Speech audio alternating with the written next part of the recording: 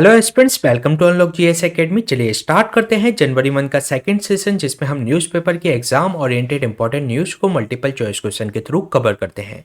तो चलिए देख लेते हैं आज हम कौन सा टॉपिक डिस्कस करने वाले हैं। प्रीवियस 7 टॉपिक हम लास्ट सेशन में कवर करा चुके हैं, जिसका लिंक आपको डिस्क्रिप्शन में मिल जाएगा। आज हम चर्चा करेंगे ब्लैक कार्बन के बारे में, देन हम जानेंगे लंपी वैक्सीन के बारे में, द फॉरेस्ट कंजर्वेशन रूल 2022 के बारे में डिस्कस करेंगे, एक डिसीज डायबिटीज के बारे में डिस्कस करेंगे, साथ ही साथ सस्टेनेबल एक्वाकल्चर इन मैंग्रोव इकोसिस्टम यानी कि साइमे इनिशिएटिव क्या है, जानेंगे इसके बारे में। तो चलिए स्टार्ट करते हैं आज का इंपॉर्टेंट सेशन। ये क्वेश्चन आपका ब्लैक कार्बन से संबंधित है, जिसके रिगार्डिंग आपको 3 स्टेटमेंट दिए गए हैं। फर्स्ट स्टेटमेंट में आपसे कहा गया है कि जो ब्लैक कार्बन है एक लॉन्ग लिव्ड क्लाइमेट पॉल्यूटेंट होता है। सेकेंड स्टेटमेंट में आपसे कहा गया है कि जो ब्लैक कार्बन है ये फॉर्म होता है by the incomplete combustion of fossil fuels, woods and other fuels के कारण।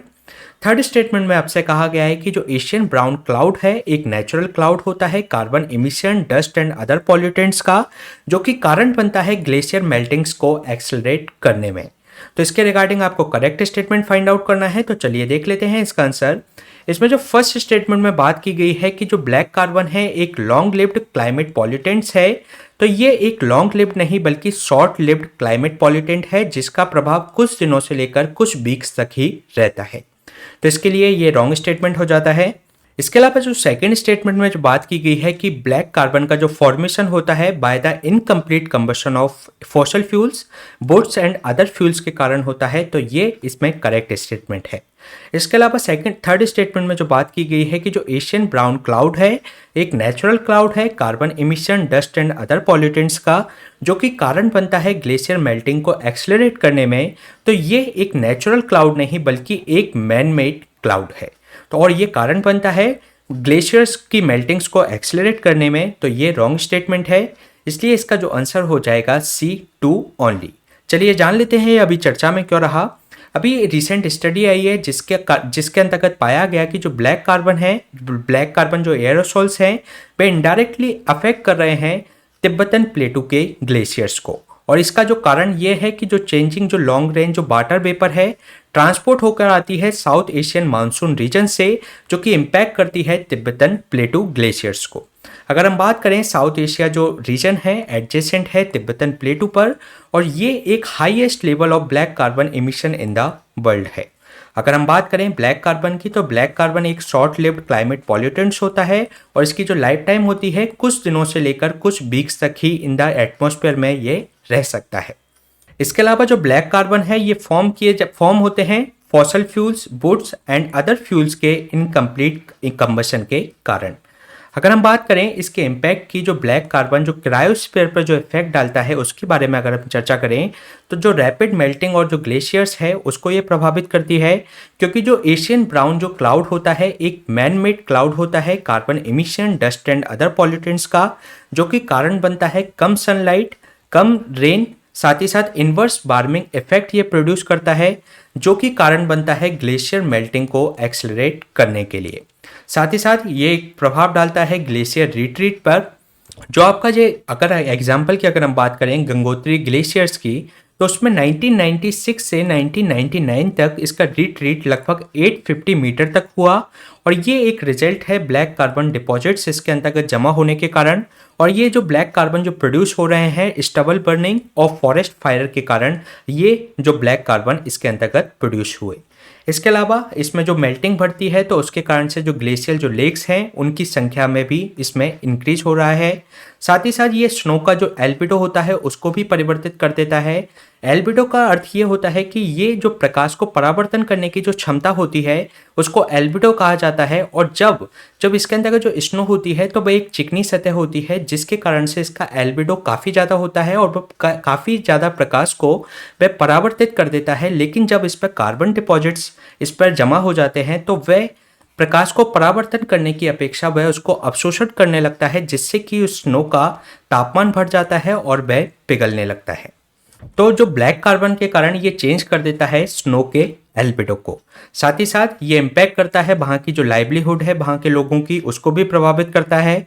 और ये ह्यूमन को उनकी रेस्पिरेटरी और कार्डियोवैस्कुलर हेल्थ को भी इसके द्वारा प्रभावित किया जाता है। इसके अलावा अगर हम बात करें जो कार्बन के टाइप्स के, तो इसमें ये 4 टाइप्स के होते हैं। फर्स्ट में अगर हम बात करें जिसकी हमने बात की अभी ब्लैक कार्बन के बारे में, तो ये कंपोनेंट होता है fine particle matter of the size जिसका होता है 2.5 माइक्रोमीटर तक, और ये कंसिस्ट करता है प्योर कार्बन को जो कि ओरिजिनेट होता है अगर किसी भी फ्यूल का इनकम्प्लीट कंबशन होता है तो उसके कारण ब्लैक कार्बन जनरेट होता है। और ये जो इमिट होता है in the form of suits में ये इमिट होता है। और इसके अंतर्गत जो सूट्स क्या होते हैं, सूट एक तरीके के एयरबॉर्न मास होते हैं जिसके अंतर्गत इम्प्योर कार्बन जो पार्टिकल्स होते हैं, और ये आपके इनकम्प्लीट कंबशंस किसी भी हाइड्रोकार्बन का होता है तो उसके फलस्वरूप सूट्स को ये जनरेट करता है। और ये ओरिजिनेट होता है फ्रॉम द जो पायरोलिसिस जो प्रोसेस होती है जिसके अंतर्गत अधिक तापमान पर जो हाइड्रोकार्बन को जलाया जाता है तो उसके कारण से ही ये सूट्स का जनरेशन होता है।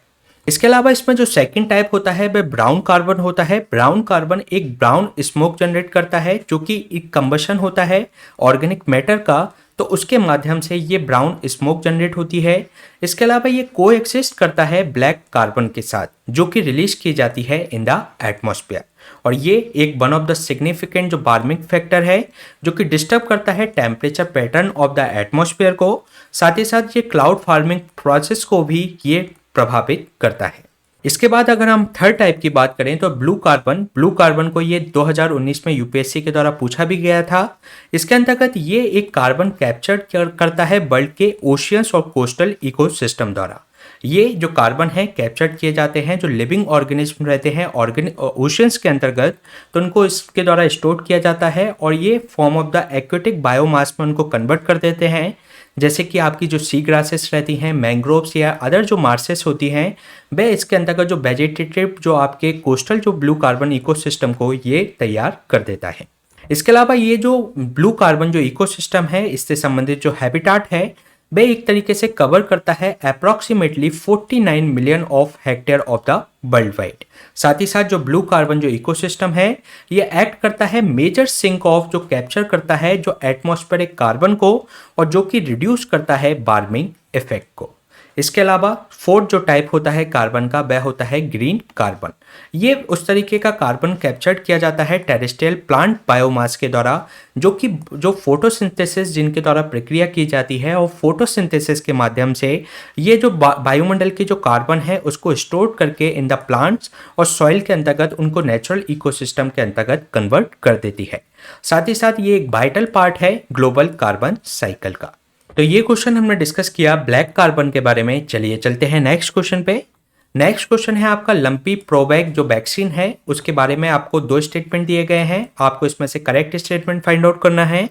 फर्स्ट स्टेटमेंट में आपसे कहा गया है कि जो भारत बायोटेक के द्वारा डेवलप किया गया है इस वैक्सीन को जो कि लंपी स्किन डिसीजेस के लिए है। सेकेंड स्टेटमेंट में आपसे कहा गया है कि जो वैक्सीन है एक होमोलॉगस है और लाइव एटेंटेटेड वैक्सीन है जो कि प्रोटेक्ट करती है against the Capri pox virus के। तो इसके लिए आपको करेक्ट स्टेटमेंट इसके अंतर्गत फाइंड आउट करना है। तो चलिए देख लेते हैं इसका आंसर।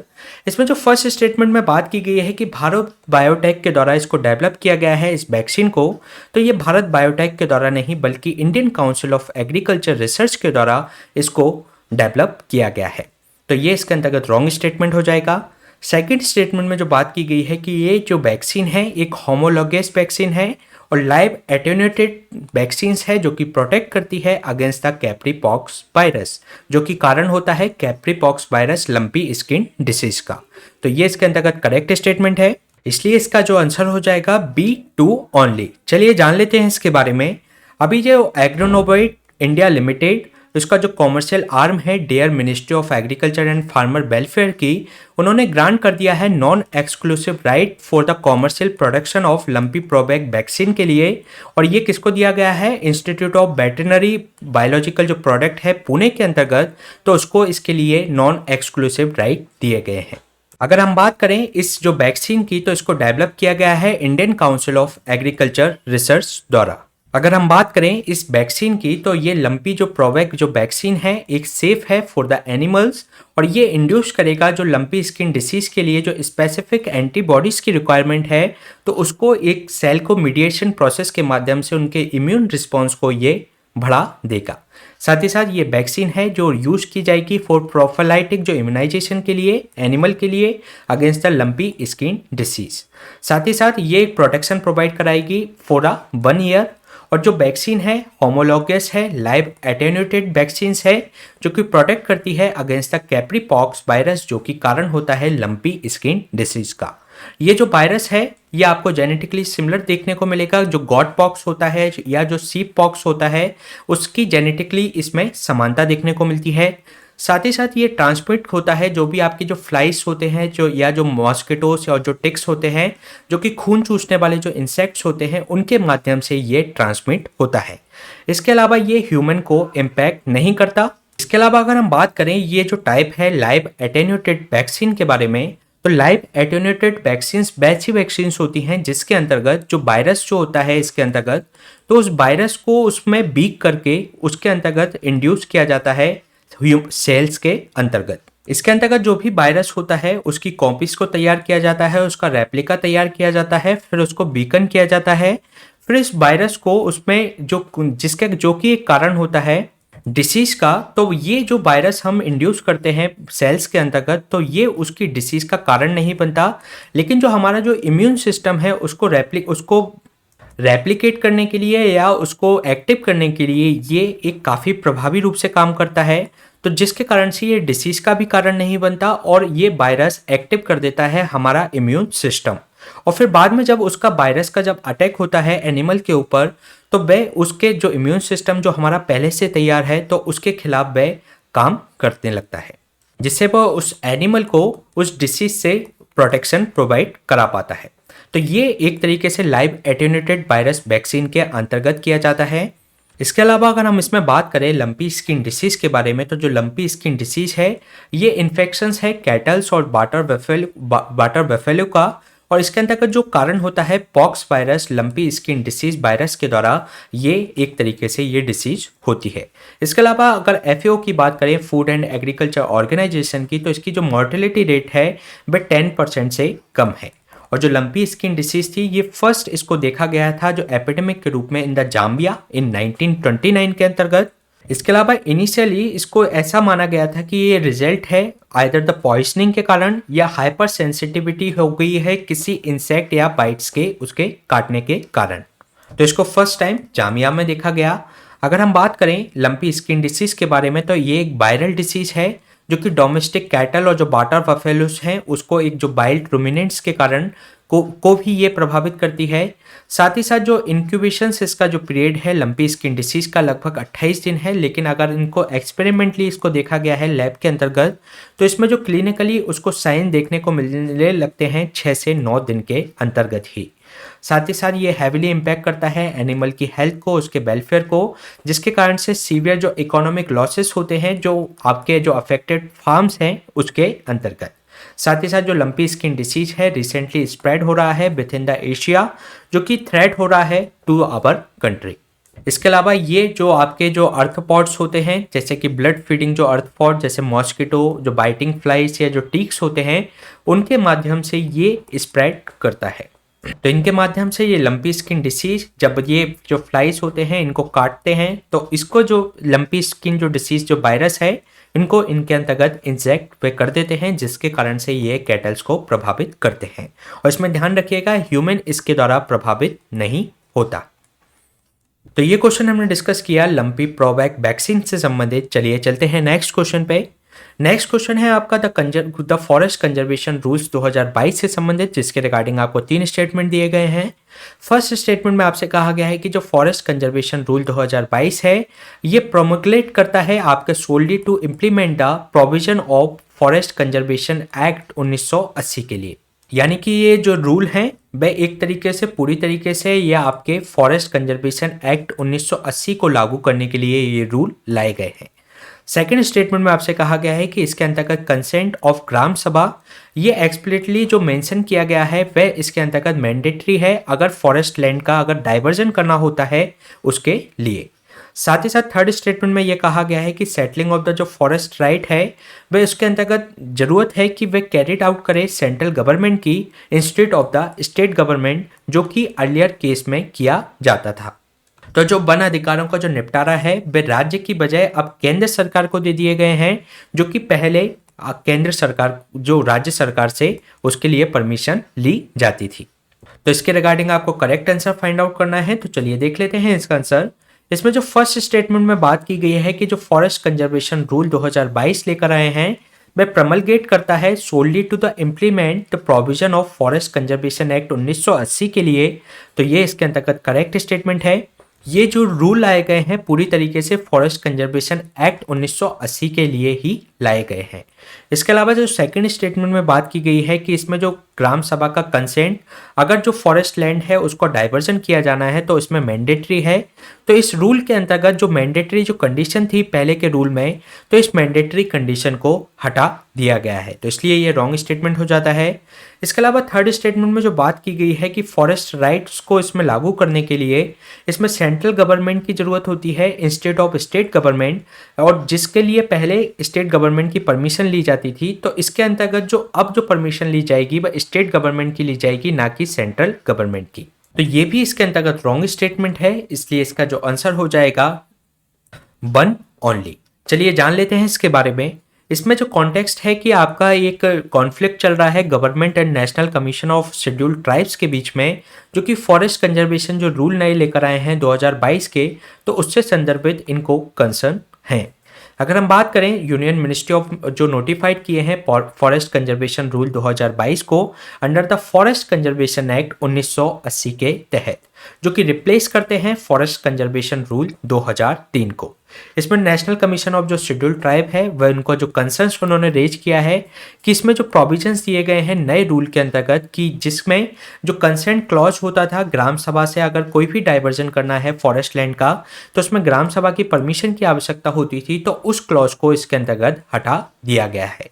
साथ ही साथ ये इसमें जो गवर्नमेंट ने इंसिस्ट किया है कि रूल्स जो कि फ्रेम किए गए हैं under the forest conservation act 1980 के तहत, उसके अंतर्गत national commission of scheduled tribes के अंतर्गत इनको एक तरीके से आशंका है कि ये जो रूल हैं वायलेट करेंगे जो फॉरेस्ट राइट एक्ट 2006 के अंतर्गत, वह इसके लिए पूरी तरीके से जिसमें कि ग्राम सभा की परमिशन आवश्यक होती है, तो वह एक तरीके से लीगली एडमिसिबल नहीं है ये वाले रूल इसके तहत, क्योंकि ये जो रूल होंगे वह एक तरीके से फॉरेस्ट राइट एक्ट जो 2006 का बना हुआ है उसके जो एक्ट से इसके रूल एक दूसरे से टकराएंगे, तो एक तरीके से ये लीगली एडमिसिबल नहीं हो सकते। इसके अलावा अगर हम बात करें फॉरेस्ट कंजर्वेशन एक्ट 1980 के बारे में, तो ये रेगुलेट करता है जो डिफॉरेस्टेशन होता है देश में, तो उसको रेगुलेट करने का ये प्रयास करता है। साथ ही साथ ये प्रोवाइड करता है जो फॉरेस्ट हैं उनको नॉन फॉरेस्ट्री यूज के लिए यूज ना किया जाए, और अगर उनको यूज करना है तो उसके लिए प्रायर अप्रूवल की आवश्यकता होती है सेंट्रल गवर्नमेंट की। साथ ही साथ इसमें जो क्लियरेंस जो प्रोसेस है इसको ऑब्टेन करना होता है इस परमिशन को from the local forest rights holders से भी, साथ ही साथ जो वाइल्ड लाइफ अथॉरिटी है उसके माध्यम से भी इसमें परमिशन लेनी होती है। साथ ही साथ सेंटर के पास इसमें जो अथॉरिटी है अगर वह इसमें डिनाई कर देती है तो इस तरीके की जो रिक्वेस्ट है इसमें जो लीगली बाइंडिंग कंडीशंस उसके अंतर्गत होती है, फिर उसको नॉन फॉरेस्ट्री यूज के लिए यूज नहीं किया जा सकता। इसके अलावा इसमें जो scheduled tribes and other traditional and forest dwellers recognition and forest right act है 2006, जिसको फॉरेस्ट राइट एक्ट 2006 के रूप में हम जानते हैं, जो कि यूपीएससी 2021 में इसके बेस्ड पर क्वेश्चन पूछ चुका है। इसमें पूछा गया था कि जो scheduled tribes and other traditional जो forest dwellers recognition and forest right act 2006 है वह किस मिनिस्ट्री के अंतर्गत आता है, तो ये मिनिस्ट्री ऑफ ट्राइबल अफेयर्स के अंतर्गत आता है। इसके अलावा ये जो एक्ट है ये रिकॉग्नाइज करता है जो फॉरेस्ट ड्वेलिंग जो ट्राइबल कम्युनिटीज है उनके अधिकारों को, जिससे कि जो उनके जो फॉरेस्ट पर रिसोर्सेस हैं फॉरेस्ट के अंतर्गत उस पर उन कम्युनिटी के अधिकारों को ये संदर्भित करता है। साथ ही साथ ये ग्राम सभा की इसमें जो रिस्पॉन्सिबिलिटी है उसको काफ़ी ज़्यादा इसमें बढ़ाकर पेश करता है, क्योंकि इनकी जो रिस्पॉन्सिबिलिटी है वहाँ की बायोडाइवर्सिटी को कंजर्व करने की, साथ ही साथ उनके जो प्रोटेक्शन है और जो डिस्ट्रक्शन जो प्रैक्टिसेस यहाँ चल रही हैं फॉरेस्ट के अंतर्गत उसको रोकने के लिए भी ग्राम सभा को रिस्पॉन्सिबिलिटी दी गई है। इसके अलावा इस एक्ट के अंतर्गत जो ग्राम सभा पे ये हाईली एम्पावर्ड बॉडी है और जो कि ट्राइबल पॉपुलेशन और जो जहाँ की जो डिसाइसिव जो पॉलिसी तैयार करनी है या अन्य कोई भी तरीके का यहाँ पर काम करना है और उसको नॉन फॉरेस्ट पर्पज के लिए उस लैंड को ट्रांसफ़र करना है, तो इसमें ग्राम सभा की परमिशन की आवश्यकता होती है। इसके अलावा अगर हम बात करें फॉरेस्ट कंजर्वेशन रूल 2003 के अंतर्गत, जो कि फॉरेस्ट कंजर्वेशन जो एक्ट है 1980 का, उसके अंतर्गत बनाए गए थे। इसके अंतर्गत 2 स्टेज अप्रूवल था, जिसके अंतर्गत इन प्रिंसिपल और फाइनल अप्रूवल। इसके अंतर्गत जो कंडीशंस दी गई है, इस कंडीशंस के प्राप्त होने पर ये प्रिस्क्राइब किया जाएगा इसके अंतर्गत एप्लीकेशन के अंतर्गत फॉरेस्ट लैंड के लिए, जिसका कि यूज किया जा सके। इसमें जो नोडल ऑफिसर होगा, फिर डिविजनल फॉरेस्ट ऑफिसर के पास वो एप्लीकेशन जाएगी, फिर डिस्ट्रिक्ट कलेक्टर, फिर कंजर्वेटर ऑफ फॉरेस्ट और फिर स्टेट एडमिनिस्ट्रेशन के बाद ministry of environment, forest and climate change के पास वह एप्लीकेशन जाती है। इसके अलावा डिस्ट्रिक्ट कलेक्टर को इसमें जो कंप्लीट करना होगा इस प्रोसेस को, और इसको रिकॉग्नाइज करना होगा वहाँ के जो फॉरेस्ट राइट्स के जो उनके अधिकार हैं। तो उसमें जो फॉरेस्ट राइट एक्ट के अंतर्गत ग्राम सभा की जो कंसेंट लेना होता है, तो उसके लिए इसके अंतर्गत कहा गया था कि वह डीएम के थ्रू इस परमिशन को लिया जाएगा। लेकिन अगर हम बात करें जो फॉरेस्ट कंजर्वेशन रूल 2022 की जो बनाया है अभी हाल में, तो उसके अंतर्गत जो सेंट्रल गवर्नमेंट है ये एक फाइनल अप्रूवल दे सकती है। साथ ही साथ ये एक जो इन प्रिंसिपल जो अप्रूवल की बात है वह छोड़ दिया गया है स्टेट गवर्नमेंट के पास। इसके अलावा ये पास कर सकती है order to the dereservation और डाइवर्जन ऑफ असाइनमेंट के लिए। साथ ही साथ ये एक तरीके से स्टेट गवर्नमेंट के पास छोड़ दिया गया है कि वे मेक श्योर करें कि ये क्लेम है फॉरेस्ट ड्वेलर्स और जो वहाँ पर जो सेटलिंग जो आपकी कम्युनिटी है, तो उसके क्लेम को भी वे इसके अंतर्गत सुनिश्चित करने का प्रयास करें। साथ ही साथ इसमें जो कलेक्टर है उसको कोई भी इसमें जो कंसेंट की हमने जो बात की थी, वो एक कंसेंट लेने की इसमें इन प्रिंसिपल अप्रूवल के लिए ग्राम सभा का कंसेंट लेने की इसके अंतर्गत जरूरत नहीं होगी। इसके अलावा अगर हम बात करें जो फॉरेस्ट कंजर्वेशन रूल 2022 हैं, ये एक तरीके से प्रमलगेट करते हैं सोली टू द इम्प्लीमेंट जो फॉरेस्ट कंजर्वेशन एक्ट 1980 है उसके लिए है। इसके अलावा ये किसी भी तरीके के अन्य एक्ट जैसे कि आपके wild life protection act 1972, environment protection act 1986, land acquisition act 1896 या फॉरेस्ट राइट एक्ट 2006, इनमें से किसी भी एक्ट को लागू करने के लिए ये नहीं है। ये केवल और केवल आपके फॉरेस्ट कंजर्वेशन एक्ट 1980 के लिए ही है। इसके अलावा अकॉर्डिंग टू द गवर्नमेंट जो फॉरेस्ट कंजर्वेशन जो राइट है रूल्स हैं 2022 के अंतर्गत, तो ये एक तरीके से प्रोवाइड करते हैं डाइवर्जन ऑफ जो फॉरेस्ट लैंड है only after the fulfilment and compliance of जो ऑल प्रोविजंस होंगे जो कि सेटलमेंट्स हैं उस संबंध में कोई राइट्स हैं उसमें वहाँ पर कम्युनिटी के से संदर्भ में या फॉरेस्ट राइट एक्ट से संबंधित में, तो उसके बाद ही इनको अप्रूव किया जाएगा।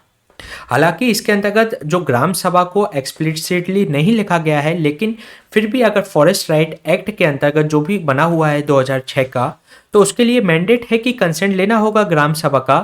तो उसके लिए अगर देखा जाए तो इसमें लिखा नहीं गया है, लेकिन फिर भी कंसेंट तो लेना ही होगा ग्राम सभा से।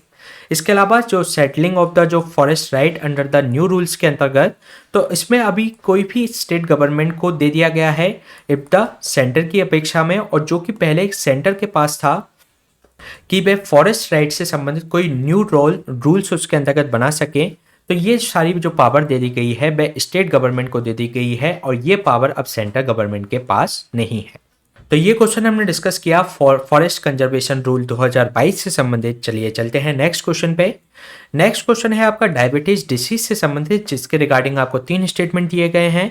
फर्स्ट स्टेटमेंट में आपसे कहा गया है कि इन टाइप 1 जो डायबिटीज होती है, ये एक तरीके से जो बॉडी होती है इसके अंतर्गत वह जो इंसुलिन है जो कि प्रोड्यूस हो रही है उसका यूज करने में वह सक्षम नहीं होता। सेकेंड स्टेटमेंट में आपसे कहा गया है कि जो इन टाइप 2 डायबिटीज जो होती है उसके अंतर्गत जो बॉडी होती है वह प्रॉपर जो और कम मात्रा में इंसुलिन पैदा करती है। इसके अलावा थर्ड स्टेटमेंट में आपसे कहा गया है कि जो टाइप 2 डायबिटीज है ये मोर कॉमन है इन द एडल्ट, और 90% जो मोस्ट केसेस आते हैं डायबिटीज के वे टाइप 2 के ही होते हैं। तो इसके रिगार्डिंग आपको करेक्ट स्टेटमेंट फाइंड आउट करना है, तो चलिए देख लेते हैं इसका आंसर। इसमें जो फर्स्ट स्टेटमेंट में बात की गई है कि इन टाइप 1 डायबिटीज के अंतर्गत बॉडी इसमें एबल नहीं होती कि इंसुलिन जो भी प्रोड्यूस की जा रही है उसको यूज किया जा सके, तो इसमें ये रॉन्ग स्टेटमेंट है, क्योंकि इन टाइप 1 डायबिटीज के अंतर्गत क्या होता है जो बॉडी होती है या तो वह इंसुलिन प्रोड्यूस ही नहीं कर पाती या बहुत कम मात्रा में प्रोड्यूस कर पाती है इन टाइप 1 के अंतर्गत। तो ये इसके अंतर्गत रॉन्ग स्टेटमेंट हो जाएगा। इसके अलावा सेकंड स्टेटमेंट में जो आपसे कहा गया है कि इन टाइप 2 डायबिटीज़ के अंतर्गत जो बॉडी होती है, इसमें जो कहा गया है कि कोई भी मात्रा में इंसुलिन प्रोड्यूस नहीं करती या कम मात्रा में करती है, तो ये रॉन्ग स्टेटमेंट है, क्योंकि इसके अंतर्गत इंसुलिन तो वह प्रोड्यूस करती है लेकिन उसका यूज करने में वह सक्षम नहीं होती। तो ये भी इसके अंतर्गत रॉन्ग स्टेटमेंट है। इसके अलावा थर्ड स्टेटमेंट में जो बात की गई है कि जो टाइप 2 डायबिटीज़ है मोर कॉमन है इन द एडल्ट्स में, और 90% जो मोस्ट केसेस हैं वो डायबिटीज़ के टाइप 2 के ही हैं, तो ये इसके अंतर्गत करेक्ट स्टेटमेंट है। इसलिए इसका जो आंसर हो जाएगा C3 ओनली। चलिए जान लेते हैं अभी चर्चा में क्या रहा। अभी जो इलन मस्क के द्वारा अभी ट्वीट किया गया, जिसके अंतर्गत उन्होंने बताया कि उन्होंने 30.6 किलोग्राम वजन को घटाया बिकॉज ऑफ द ओजेम्पिक, बैगोबी और फास्टिंग। इसके अंतर्गत वे एक तरीके से टेस्टी फूड से दूर रह पाए। तो इसके कारण से ओजेम्पिक जो दवाई है वह एक तरीके से ये चर्चा में रही।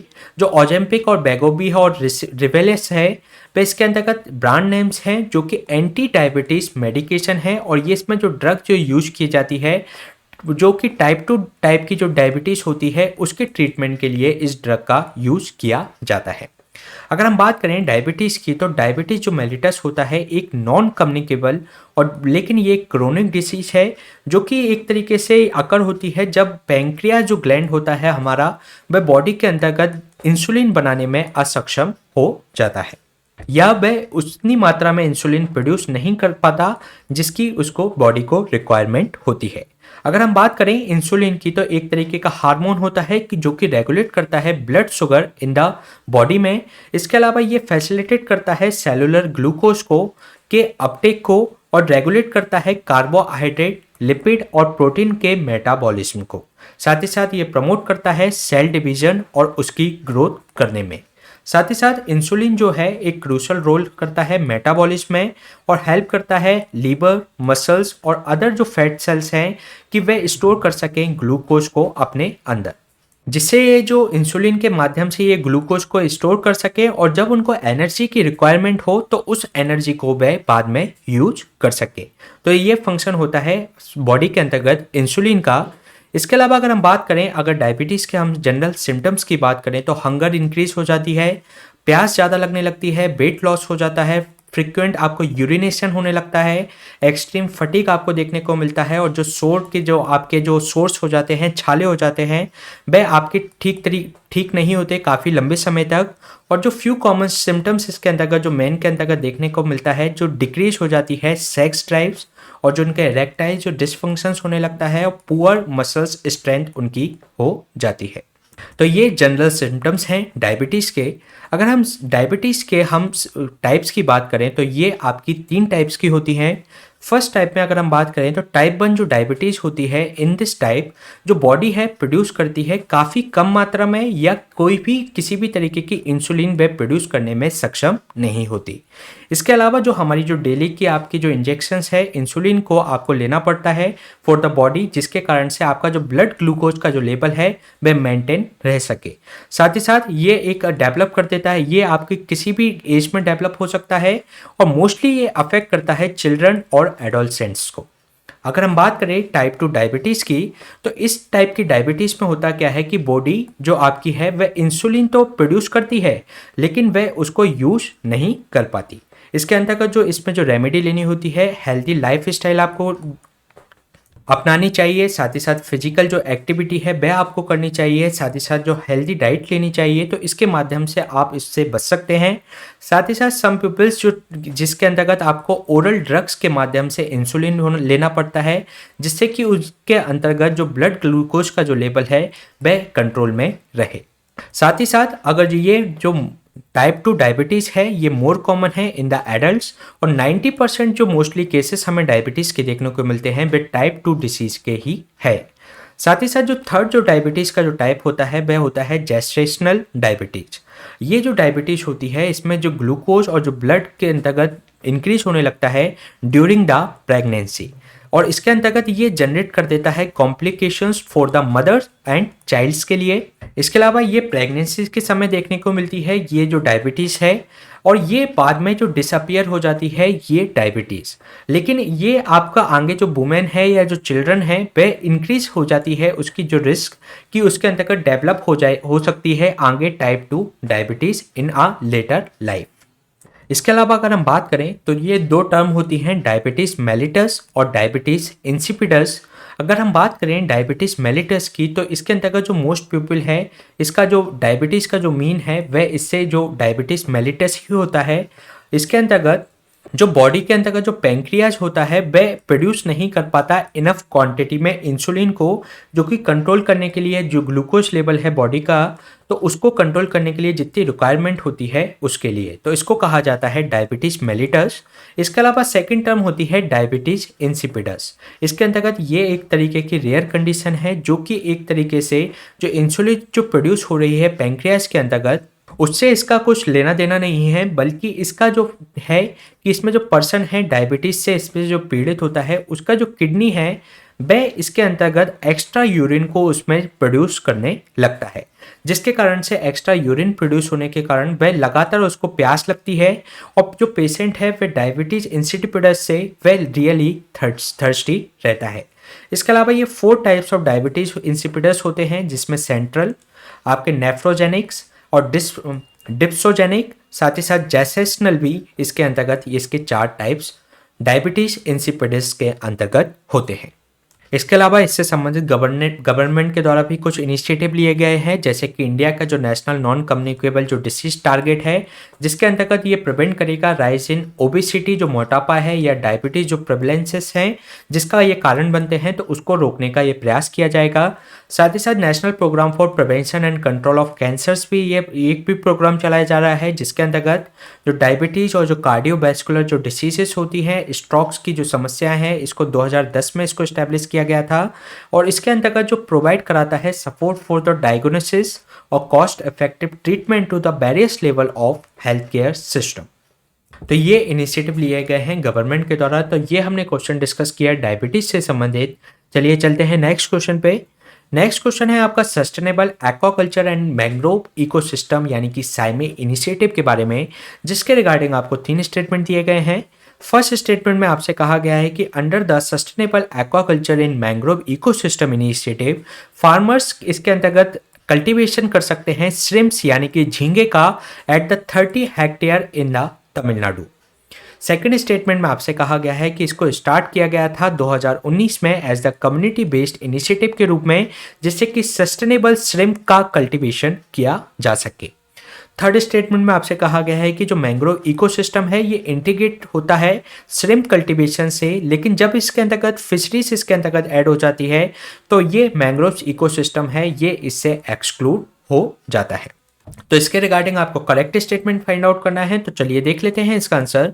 इसमें जो फर्स्ट स्टेटमेंट में बात की गई है कि under the sustainable aquaculture in mangrove ecosystem initiative के अंतर्गत जो फार्मर है इसके अंतर्गत कल्टीवेशन कर सकते हैं श्रिम्प्स यानी कि झींगे का एट द 30 हेक्टेयर इन तमिलनाडु नहीं बल्कि वेस्ट बंगाल में। तो ये इसके अंतर्गत रॉन्ग स्टेटमेंट हो जाता है।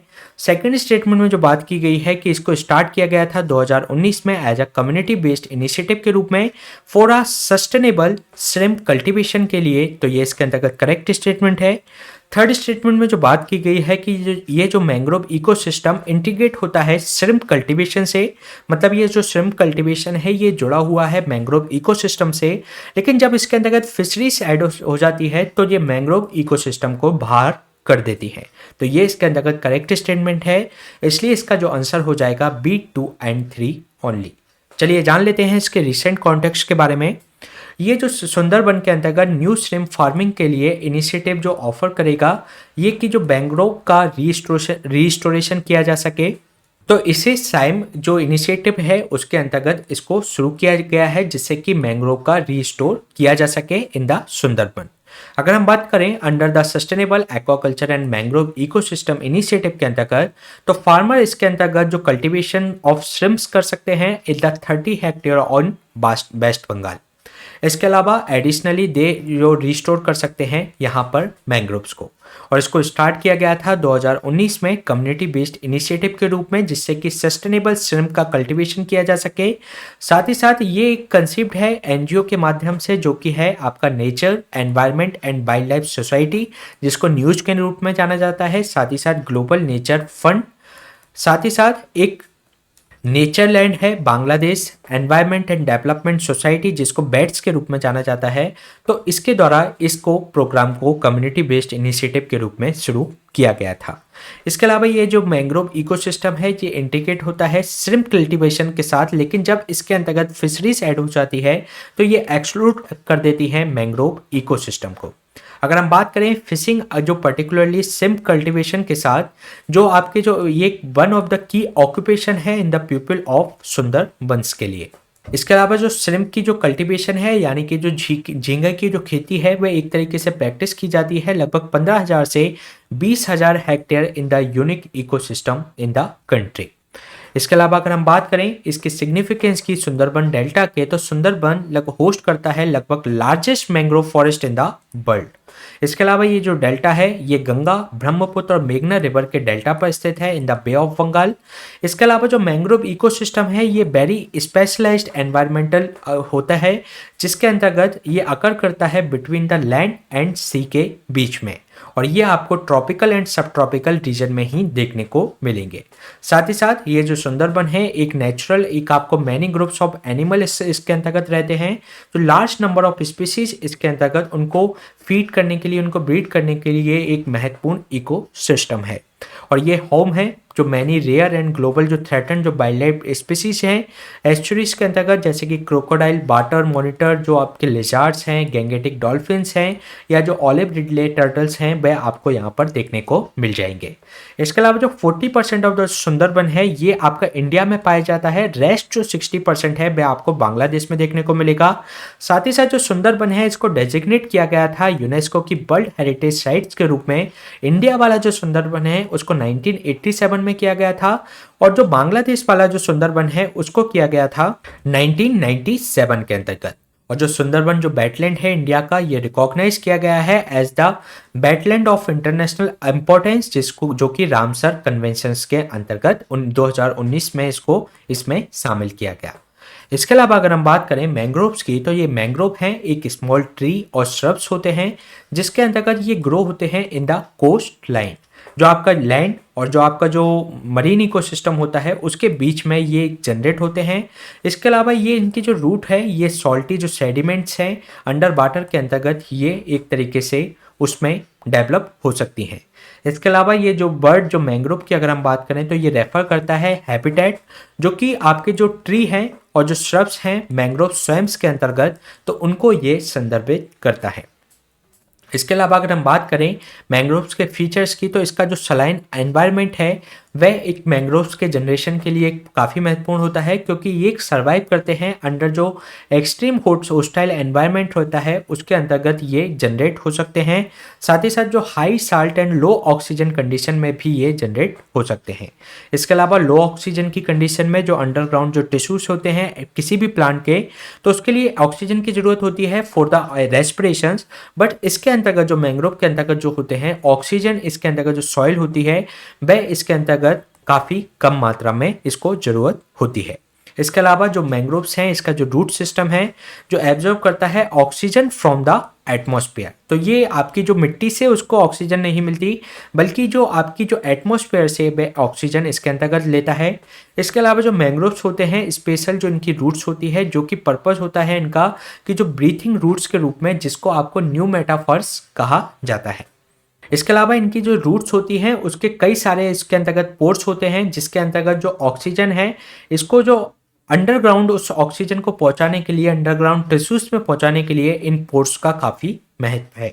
साथ ही साथ जो एक्सट्रीम कंडीशन में सर्वाइव कर सकते हैं, इनकी जो रूट्स हैं समर्स जो वाटर होता है मैंग्रोव के अंतर्गत, मैंग्रोव जो ट्रीज हैं इन द हॉट मडी या साल्टी कंडीशन में ये आसानी से सर्वाइव कर सकते हैं। इसके अलावा इनकी जो लीव्स होती हैं वह सकुलेंट लीव्स होती हैं, जिसके अंतर्गत जो मैंग्रोव्स हैं लाइक डेजर्ट प्लांट्स की अगर हम बात करें तो जो स्टोर कर सकती हैं इनकी जो सकुलेंट जो लीव्स होती हैं वह स्टोर कर सकती हैं फ्रेश वाटर को, और इनकी जो लीव्स होती हैं थिक होती हैं। साथ ही साथ इनके ऊपर वैक्सी कोटिंग होती है जिसके कारण से जो एवोपरेशन के माध्यम से जो वाटर का लॉस है उसको ये मिनिमाइज करती हैं। इसके साथ ही ये बेबी पैरस होते हैं। बेबी पैरस का मतलब ये होता है कि जो सीड होते हैं वह जो जर्मिनेट होते हैं वह इसके अंतर्गत जर्मिनेट होते समय भी ये पेरेंट ट्री से ये अटैच होते हैं, और ये जब जर्मिनेट हो जाते हैं तो ये एक तरीके से ग्रो हो जाते हैं प्रोपेगल्स के रूप में, और जब ये प्रोपेगल्स मैच्योर हो जाता है तो ये ड्रॉप हो जाता है इन द वाटर, और ये जो वाटर से किसी दूसरी जगह पर ये ट्रांसपोर्ट हो जाता है और डिफरेंट स्पॉट्स पर वह एक तरीके से वहाँ पर रूट जनरेट करता है और वहाँ पर एक फिर से मैंग्रोव का जनरेशन ये क्रिएट करता है। इसके अलावा अगर हम इसकी जोग्राफिकल लोकेशंस की बात करें तो मैंग्रोव्स जो हैं वह आपको देखने को मिलेंगे जो कोस्ट लाइन एरिया में with in the tropical and सब ट्रॉपिकल लैटिट्यूड्स के अंतर्गत, और ये एक जो आपके जो फ्रीजिंग जो टेम्परेचर है उसमें ये सर्वाइव नहीं कर सकते। इसके लिए ये आपको ट्रॉपिकल एंड सब ट्रॉपिकल लैटिट्यूड पर ही देखने को मिलेंगे। साथ ही साथ ये शेयर करते हैं unique capability of growing with in the reach and the जो टाइड्स एंड जो सॉल्टी जो सॉइल्स होती हैं उसके अंतर्गत ये जनरेट करने की इनकी क्षमता होती है। इसके अलावा ये जो एरिया कवर करते हैं ग्लोबल, अगर मैंग्रोव कवर की बात करें तो जो टोटल मैंग्रोव कवर है इन द वर्ल्ड वह 1.5 लाख स्क्वायर किलोमीटर का है, और एशिया के पास सबसे लार्जेस्ट नंबर ऑफ मैंग्रोव्स है वर्ल्ड वाइड। जो साउथ एशिया की बात करें तो ये कंप्राइज करता है 6.8% of the world mangroves cover का, जिसके अंतर्गत इंडिया का जो कंट्रीब्यूशन है वह है 45.8% of total mangroves cover in a south Asia. इसके अलावा अगर हम इंडिया में मैंग्रोव की बात करें तो इसका जो कवरेज है according to the India state forest report 2019 के माध्यम से जो मैंग्रोव कवर है वह 4,975 स्क्वायर किलोमीटर है, जो कि 0.15% है कंट्रीज की टोटल जोग्राफिकल एरिया का।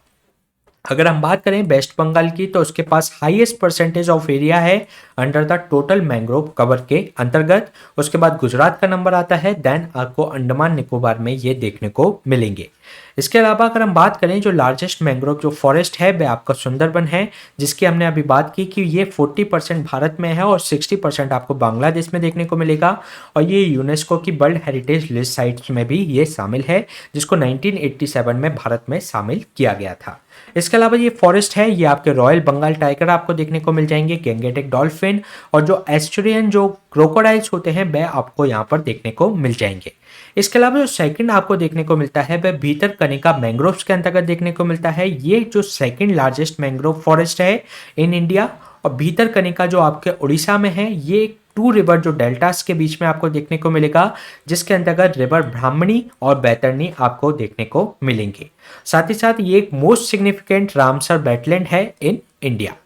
इसके अलावा थर्ड आपको गोदावरी कृष्णा मैंग्रोव्स भी देखने को मिलेंगे आंध्र प्रदेश के अंतर्गत। जो गोदावरी कृष्णा जो मैंग्रोव्स हैं ये एक्सटेंड करते हैं फ्रॉम उड़ीसा टू तमिलनाडु। साथ ही साथ ये जो डेल्टास हैं गंगा, महानदी, कृष्णा, गोदावरी एंड कावेरी रिवर ये कंटेन करते हैं इन मैंग्रोव फॉरेस्ट को। इसके अलावा जो बैक वाटर्स हैं केरला के, तो वहाँ पर भी हाई डेंसिटी देखने को मिलती है मैंग्रोव फॉरेस्ट की।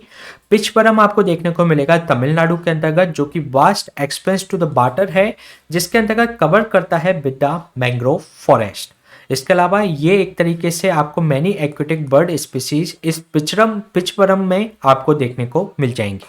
साथ ही साथ जो वेस्ट बंगाल है वह 42.45% जो इंडिया के जो मैंग्रोव कवर है उसको ये शामिल है। सेकंड पे आपका गुजरात आता है, थर्ड पे आपका अंडमान निकोबार में आपको देखने को मिलेंगे।